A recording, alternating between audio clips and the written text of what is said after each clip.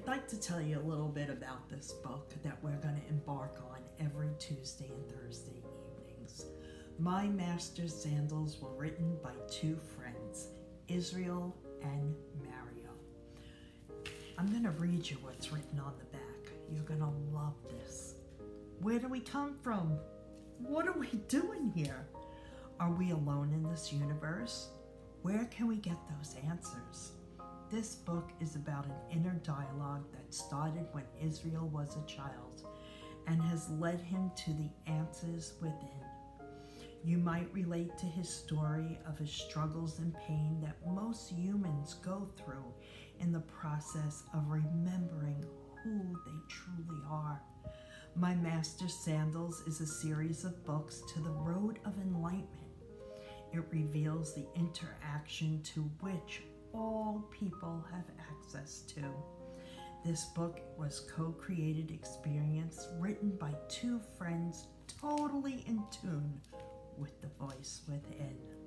My Master's Sandals captivates the reader by connecting with their intuition and calls them forward in their journey.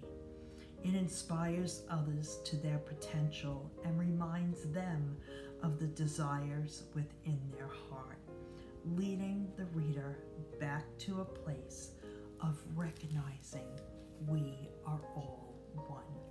Join me starting July 11th every Tuesday and Thursday night while we read this together. I look forward to seeing you there. Bye now. My Master's Sandals, dedication. My words permeated my father's feelings, turning into a surprising admiration that touched his life.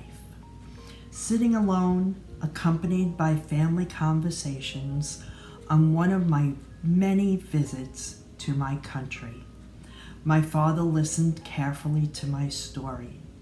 At that time, I was determined to let the world know about the different facets of my life, both those that I delayed understanding and the voice that was a permanent figure in each life situations.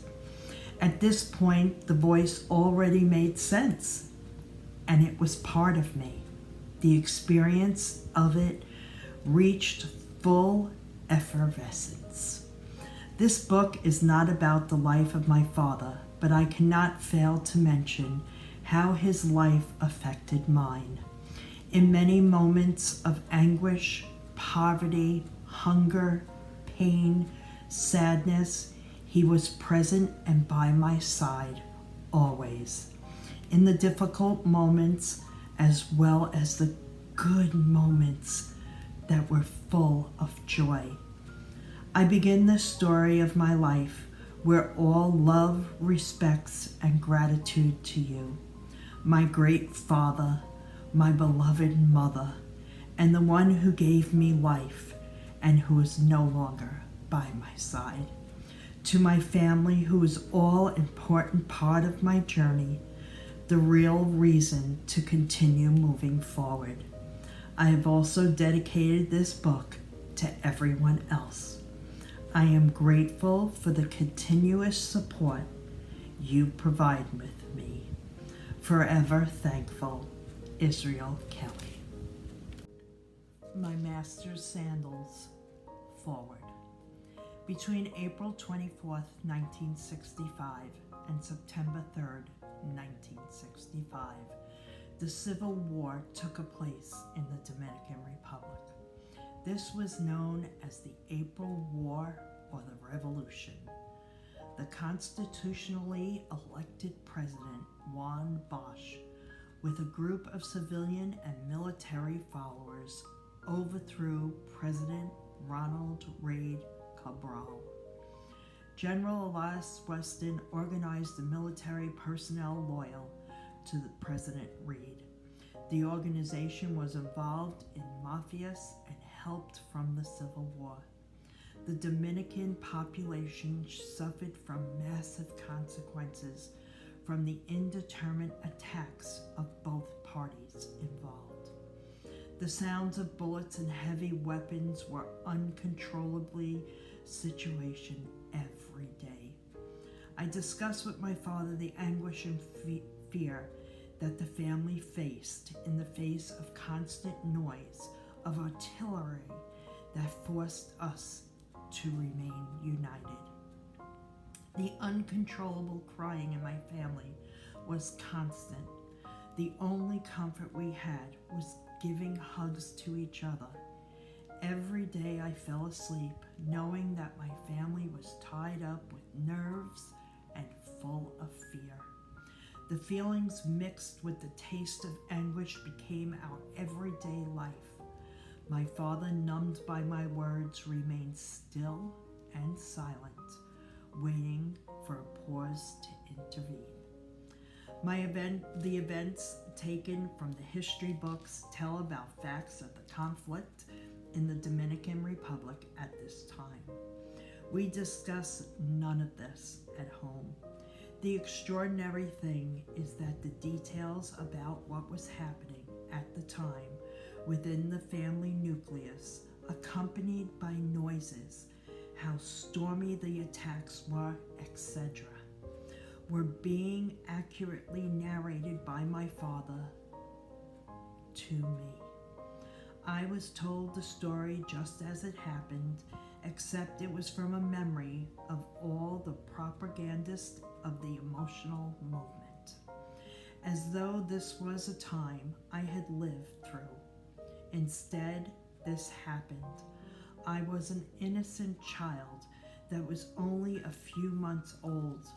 Father listened attentively to my stories, miraculously only awakening from his own anguish astonishment when I mentioned the kindness of his hens who protected his eggs daily.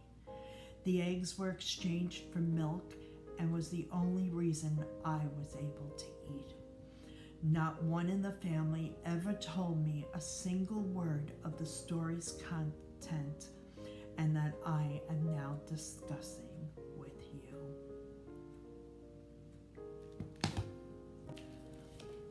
For a few seconds, I tried to stay calm when I saw what was causing a kind of agitation in him. His expressions were quite strong on his face, and he felt uncertainty of how I knew this and wondering, who told me this information? Logically, the questions would not take long to appear, and I knew this would cost me some explanations.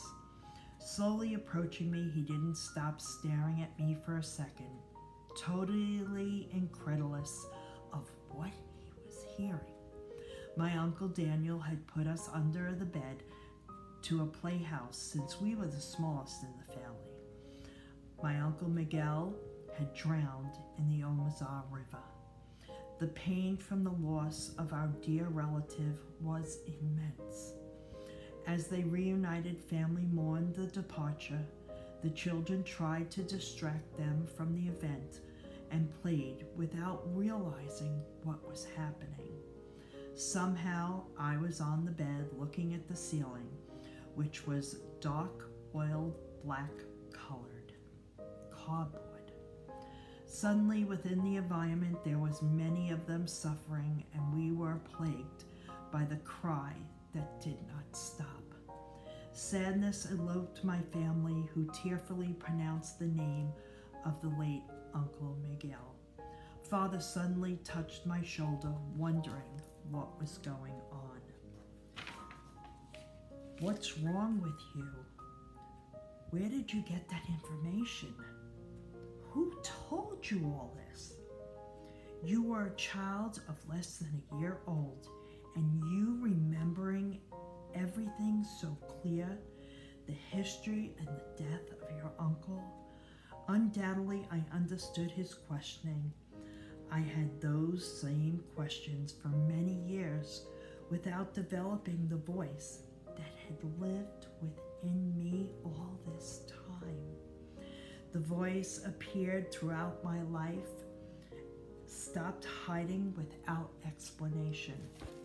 I finally came to a deeper what was the meaning was. Why was this here? Why it appeared in the way that only I should discover. It was highly unlikely that my father could immediately understand what I was disclosing, even though he was the person I shared many moments and struggles and sacrifice for over many years. It was difficult for me to understand as well. I began to tell the story just as it had happened, even though I was barely an infant without any knowledge of all that had happened. Now in this time to share my experience with the world and transport all of you to the journey that I will explain in detail. So many things have happened in my life and struggles have taken up most of my time. I have been here. I know that most of you experience similar difficulties and will be able to relate. I humbly wish to express my many life experiences, from the very harsh reality of my childhood to the strength that I depended on since I was a child and teenager, to the adventure I found in learning and my adulthood that has been full of stepping stones.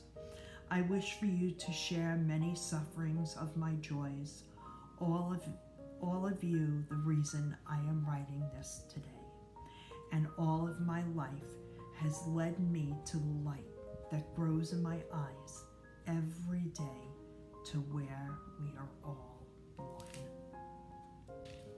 My Master's Sandals, Chapter 1. In the sea of quiet water, driven by the wind, whispering near the waves, and before the imposing sun woke up every day by drawing the landscape of my tropical land, existed the joy of my people.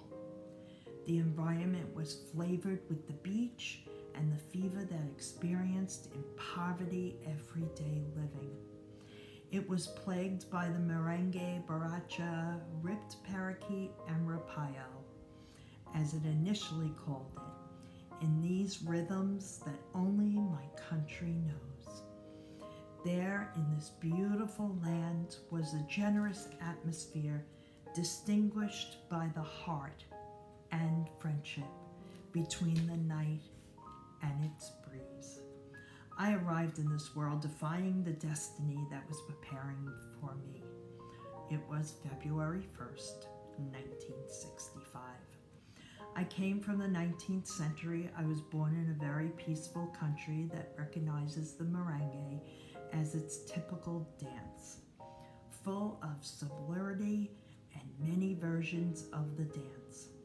Concerning this dance, various theories emerged, such as that of Ferdinand de Nocasco, an historian and musicalist, who said that due to the fevers and light characters of the dance, it was given the name merengue because it's comparative to the derivative of sugar and eggs whites known by the same name. However, the folklorist Frederick Elizardo proposed a different theory and stated the name of merengue was given to the Dominican Republic from the rhythms from Cuba and Puerto Rico, but that it cannot come from the sweetest dessert because in the country it is known by the name of cispero.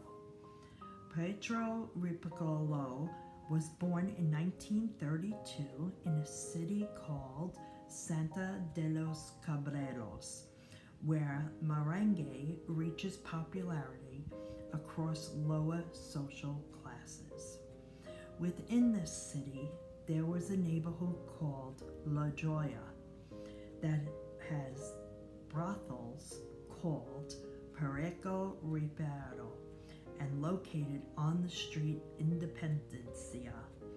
The brothel is where one lives with prostitutes.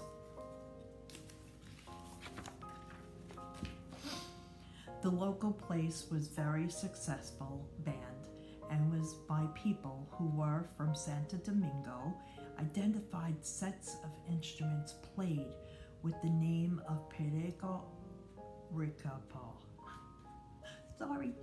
When they wanted to spend the night partying, they said, "We are going to dance the Perico Ripoda," and became a custom that made a typical assemble from the time to be named Perico Ripeo. The truth is that although I grew up in my tropical country with a banner of joy, I was precarious, lonely child that was not happy to have a Dominican blood identified with him. I was a child who was looking for constant learning and adventure. At any point, fate could await with me another alternative with my knowing it.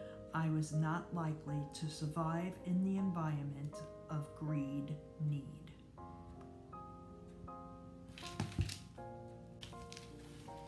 The local place had a very successful band, was why people who were not from Santiago or Calabrinas identified sets of instruments played with the name of Perico Ripeo. Then they wanted to spend the night partying, they said. "We are going to dance the Perico Ripeo," and become the custom that made that typically ensemble from the time to be named Perico Ripeo. The truth is that although I grew up in a tropical country with a banner of joy, I was precarious, lonely child that was not very happy to have the Dominican blood identified with him. I was a child who was looking for constant learning, growth, and adventure. At any point, fate could wait me with another alternative without my knowing it. I was not likely to survive in an environment of great need. 8 brothers, 4 women, 4 men did not have a good time at home, struggling to do their very best every day. I was alone in my thinking that tomorrow things would get better. I liked the idea of the outdoor life and hoping that I would find freedom. The year of my birth, 1965, and it was also the emergence of another musical style in my country. The popular alternative became what is more commonly known as Bahache. May 30th, 1962 turned into a historical day in my country. That day, a young man named Miguel Cadron recorded the Bacha style song called Canderna, What Will Become of Me. It was composed by Viedo Fabian and Los Joso Trio, where the Dominican replaced the maracas. They began considering it a genre for low-income classes, and at that moment, the radio station stopped playing. La Bacha continued to succeed in the humblest of neighborhoods. They did not stop playing until 1964, when a radio businessman named Rahames Aquina created a new radio station as the Radio Garachiata. The station officially opened in April 5th, 1965, when I was 2 months old. After a trial period beginning in October of 1965, it was transmitted at 690 amplitude modulate under the acronym HIAW, located in Palo Hacienda 74th Street in Santo Domingo. The music continued to see its marginal places, bars, and places with prostitutes. Otherwise, it was only listened to in the street. In 1982, Luis Seguero recorded the song Pina, also known as Pain. Since then, Baracha has managed to find its way into the public and is no longer associated with those of only lower class.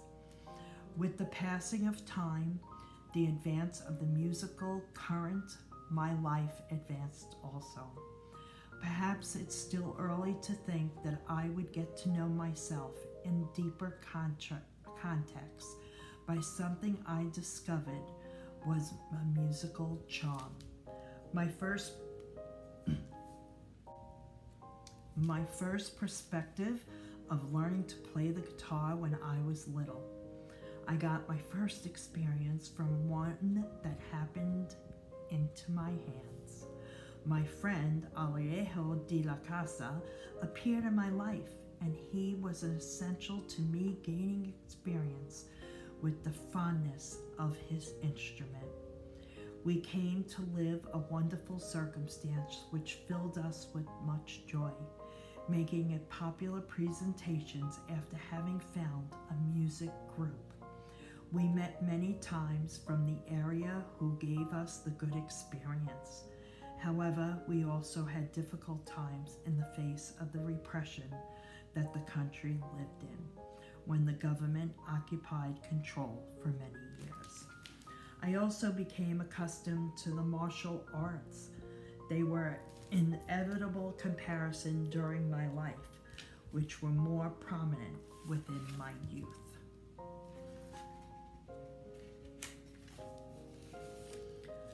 I like solitude. I was always looking for time to enjoy it, as I was in those moments. I was given the inner peace even when I was so young.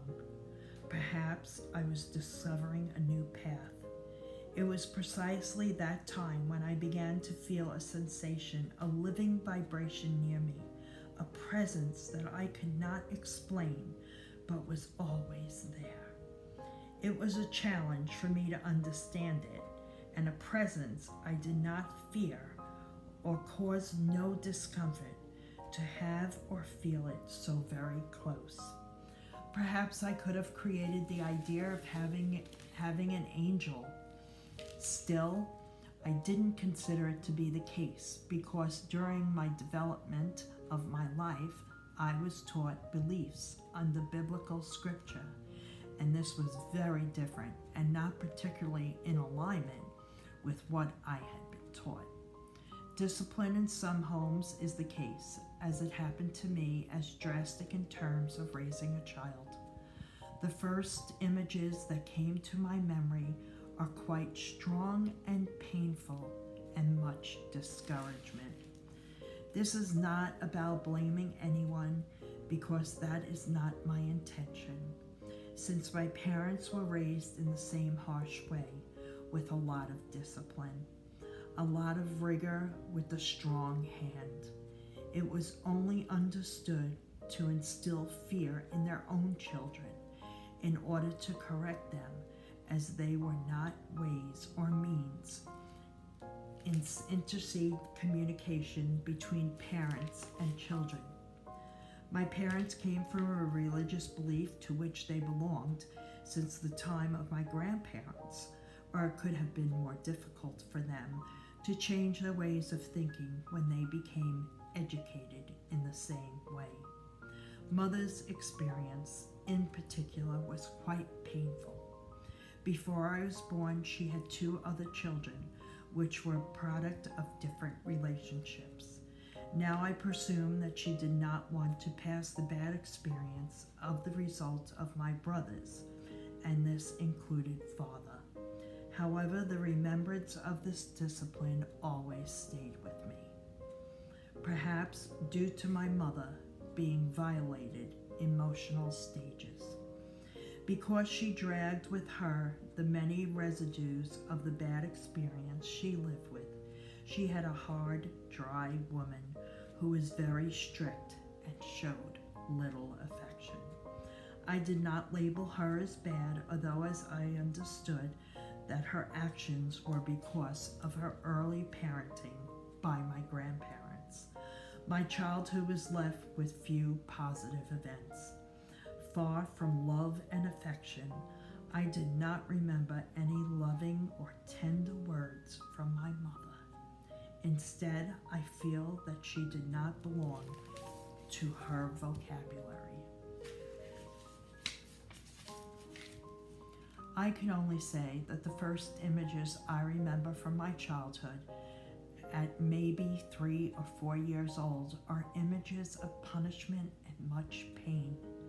There was not much crying, but more biting the rage of helplessness and discomfort, and screaming without my voice, just with my eyes, telling my mother that the pain was enough, that only after my tears I had questions that went without explanation. In the Dominican Republic, we had food utensils called guaro, and in other countries known as a grater, which serves to scratch vegetables such as carrots or potatoes, cut cheese when preparing pasta. It's rectangular and flat in appearance, and it's made of metal like tin, with many small holes which are quite sharp on the food side that cut. I was reminded of some bad behavior of mine that meant implemented punishment by mother. I see myself knowing inflicted with the guaro or grater in several of excruciating parts of reprimand, usually without my understanding that one could cause me an impressive pain. Each of my knees met with the deep teeth of the metal permeating my skin that caused scars physically, but I became scared deeply emotionally as well, like an incurable mark of my memory. Mother learned this practice from childhood, and without hesitation, I can say that once was the only victim of punishment was the grater that felt pain as I did. She did not show emotional stability, and after numerous medical visits, she was diagnosed with bipolar personality disorder. Because of her behavior, my mother became an unrecognizable person to her children, especially me. I could not make judgment towards her. I just kept believing that everything was a product of her growth. Kneeling on the grater gave me hours of endured pain, but through the passing of the years, I realized that it was very popular those days to use as punishment in the Dominican Republic. I understand that the idea of this type of punishment can be classified as primitive and Kneeling on this grater gave me hours of endured pain, but through the passing of the years, I realized that it was very popular in those days to use this as punishment in the Dominican Republic. I understand the idea of this punishment cannot be classified as primitive or disastrous, because doing this to anyone from a child to an adult is irrational and inhuman. At the early age, I had a nervous complication as a result of my fears, which led me to somewhat strange but valid hobby for me, because it was a way to calm my feelings and escape and find tranquility. I started eating cardboard, not the kind you make in boxes, but another kind used to divide walls. It was quite thick, known as cardboard stone, which is much more rigid than that used in putting together regular boxes. The cardboard was sold in large sheets, and I found it hard work to acquire it, as I looked for hours in certain buildings of unfinished housing. Believe me, I was not eating it because I was hungry. I would hide while I would eat it. I resisted it, yet all I knew was to get a sense of calm. I had developed an emotional disorder that was surfaced in my personality. It was like I ate in order to find myself. I never found the real reason why my older brothers were not required by my mother to follow the same rules or subject to the same punishments. I wish I could have figured out the reasons for the different treatment to maybe feel better and to be able to justify things. I asked myself if I was a bad boy or behaving so badly to earn mother's gaze, followed by unsustainable mistreatment that made me suffer. I consider myself incorrigible, or perhaps the black sheep of the family. Talking about my childhood is not enjoyable. I did not have the kinds of memories impregnated in my mind like a toy or a game that would make me happy, much less a bicycle, scooter, tricycle, or some device with wheels that could fill me with this beautiful kind of tiredness, smiles, some falls, and sweat. My dreams were left undone. Of course, I remember mother, a human being. Still, I had experiences that filled the gaps growing up with a lot of adult tint and made me interpret many things that a child does not. When I was 7 years old, my grandmother, Ephemina, became ill with bone cancer and was bedridden for time. No one could let me enter her room when my brothers and I visited her. I came to see her when she was at the last stage of her life. I was very disoriented. I found my grandmother weighing between 50 and 60 pounds, very slim. It was affected me right. I was affected by the sight of her, and I could not sleep at night. I had nightmares about it, and I remembered my grandmother, a full-fledged woman who was very kind and generous to everyone. I didn't understand how she, of all people, deserved this, or how this could be happening. Thinking about her leads me to the pleasant moments of singing songs, and her death remained an unforgettable story to me. My childhood friend, Arejo de la Casa, had the misfortune of having a mother with cancer too. For me, that triggered the memories of her death of my granny. He never knew why. At the time, I was reluctant to enter the room to see his mother when she had such a close friendship. He never did understand what the real reason was, nor did I give him an explanation because my memories that remained in my mind did not allow it. I was too tormented in my inner being to be able to explain this outwardly. It is now, after many years of friendship, I wish to confess to him what was happening to me in those moments. I did not mean to be cruel in my lack of explanation. The bond between us was greater than I named my first son after you, Alejandro, a tribute to a close feeling of friendship you always gave me. The incalculable pain from the death of my grandmother awoke feelings of frustrations and even rage within me throughout my adolescence. I wished to understand why cancer existed and how it could take my beloved grandma away from me. I was scared with pain deep in my heart, and that I would witness made to continue to be afraid, even when I would try to sleep. Shadows dominated my vision. I had many nightmares, and I imagined things that were ugly. This fear took hold of me every single night. During all the events, I began to hear this voice that was specifically someone speaking to me. It was a voice deep inside me that asked me to calm down, explained that everything was fine, and that it was with me. I could not understand what was going on or what it meant to have an interaction with the voice I've had my whole life.